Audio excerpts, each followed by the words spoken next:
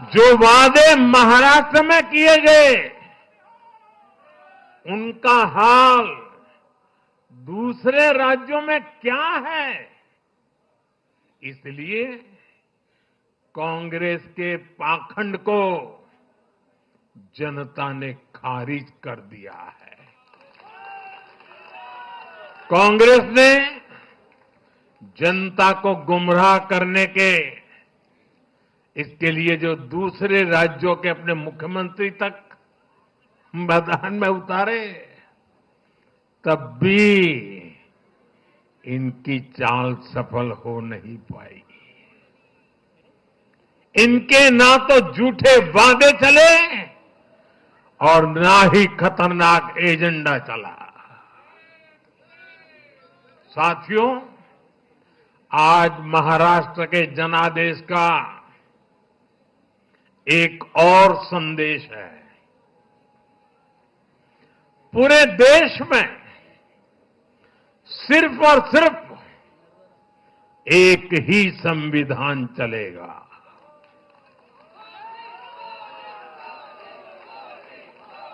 वो संविधान है बाबा साहब आंबेडकर का संविधान, भारत का संविधान। जो भी सामने या पर्दे के पीछे देश में दो संविधान की बात करेगा, उसको देश पूरी तरह से नकार देगा। कांग्रेस और उसके साथियों ने जम्मू कश्मीर में फिर से आर्टिकल 370 की दीवार बनाने का प्रयास किया।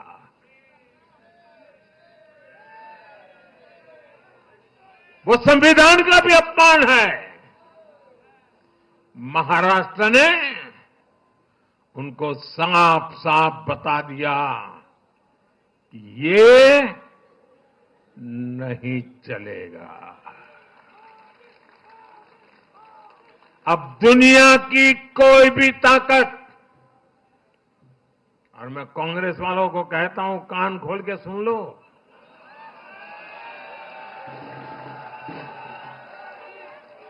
उनके साथियों को भी कहता हूं, अब दुनिया की कोई भी ताकत 370 को वापस नहीं ला सकती।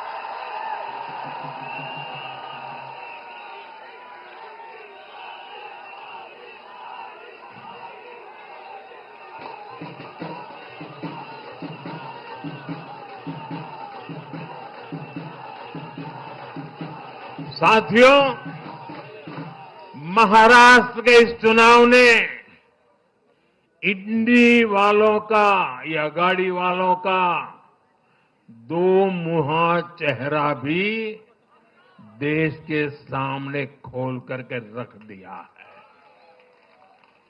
हम सब जानते हैं, बाला साहब ठाकरे का इस देश के लिए, समाज के लिए बहुत बड़ा योगदान रहा है।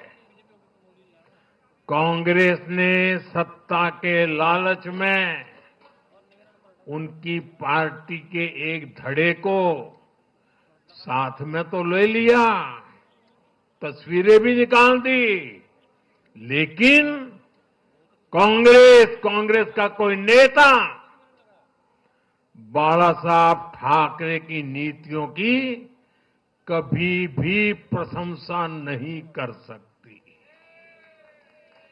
और इसलिए मैंने अघाड़ी में कांग्रेस के साथी दलों को चुनौती दी थी कि वो कांग्रेस से बाला साहब ठाकरे की नीतियों की तारीफ में कुछ शब्द जरा बुलवा करके दिखाएं।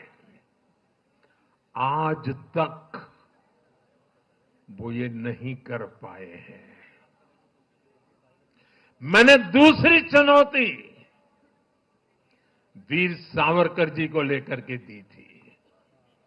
कांग्रेस के नेतृत्व ने लगातार पूरे देश में वीर सावरकर का अपमान किया है, उन्हें गालियां दी है।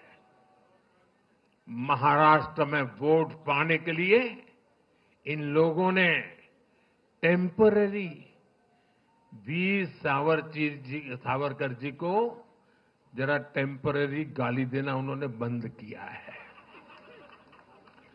लेकिन वीर सावरकर के तप त्याग के लिए उनके मुंह से एक बार भी सत्य नहीं निकला,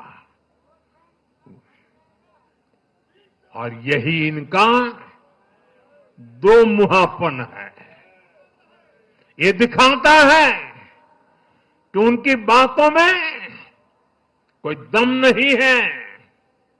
उनका मकसद सिर्फ और सिर्फ वीर सावरकर को बदनाम करना है। साथियों, भारत की राजनीति में अब कांग्रेस पार्टी परजीवी बनकर रह गई है।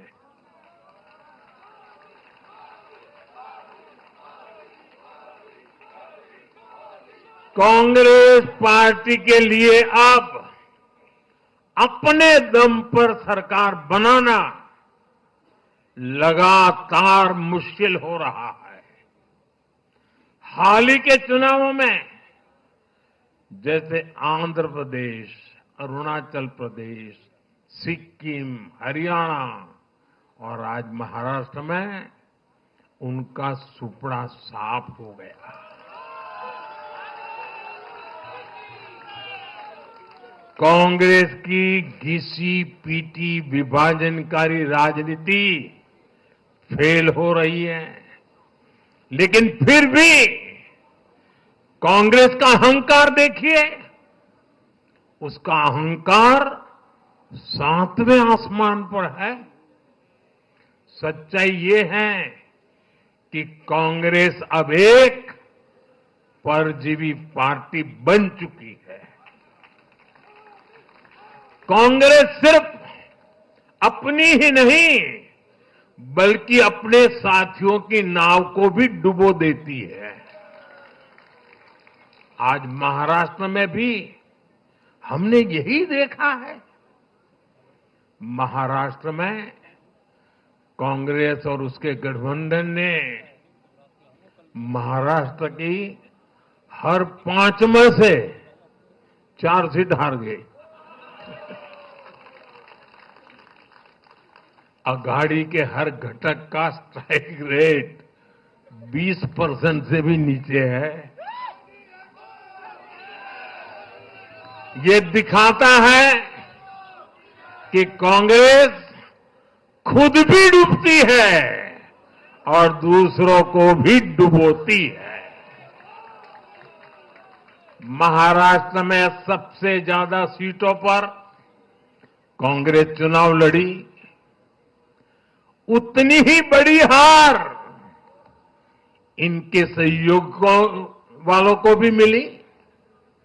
वो तो अच्छा है कि यूपी जैसे राज्यों में कांग्रेस के सहयोगियों ने उससे जान छुड़ा ली, वरना वहां भी कांग्रेस के सहयोगियों को लेने के देने पड़ जाते। साथियों, सत्ता भूख में कांग्रेस के परिवार ने संविधान की पंथ निरपेक्षता की भावना को चूर चूर कर दिया है।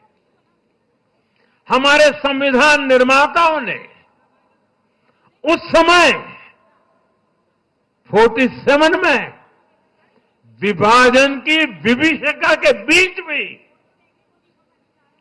हिंदू संस्कार और परंपरा को जीते हुए पंथ निरपेक्षता की राह को चुना था। तब देश के महापुरुषों ने संविधान सभा में जो डिबेट की थी उसमें भी इसके बारे में बहुत विस्तार से चर्चा हुई थी। लेकिन कांग्रेस के इस परिवार ने झूठे सेक्युलरिज्म के नाम पर उस महान परंपरा को तबाह करके रख दिया है। कांग्रेस ने तुष्टीकरण का जो बीज बोया, वो संविधान निर्माताओं के साथ बहुत बड़ा विश्वासघात है। और ये विश्वासघात मैं बहुत जिम्मेवारी के साथ बोल रहा हूं, संविधान के साथ इस परिवार का विश्वासघात है। दशकों तक कांग्रेस ने देश में यही खेल खेला। कांग्रेस ने तुष्टीकरण के लिए कानून बनाए, सुप्रीम कोर्ट के आदेश तक की परवाह नहीं की। इसका एक उदाहरण वक्फ बोर्ड है।